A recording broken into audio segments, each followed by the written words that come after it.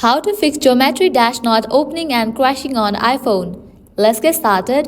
Launch your settings app. Here we go. The very first thing you want to do is switch your network. If you are using Wi-Fi, switch to cellular data, and in the case you are using cellular data, switch to Wi-Fi.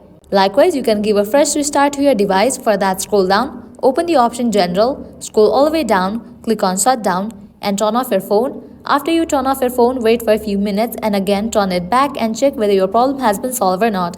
Likewise, heading towards next solution, open this option of date and time. Make sure you have toggle on for the option set automatically. Head back, open the option VPN and device management.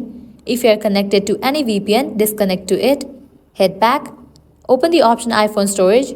Make sure you have enough storage in your device. If not, you can delete the unused apps. Likewise, find the app Geometry Dash. Once you find it, open it.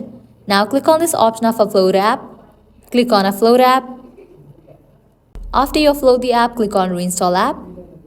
Once you reinstall the app, you can check whether your problem has been solved or not. Heading towards next solution, open your App Store. Now search for the app Geometry Dash. After app appears, if you find the option of update, just click on it and update your app to its latest version. Applying all these solutions, your problem is definitely gonna be fixed. So this is how you can fix Geometry Dash not opening and crashing on iPhone. At the end, if you guys find this video helpful, don't forget to like, share and subscribe. Thank you.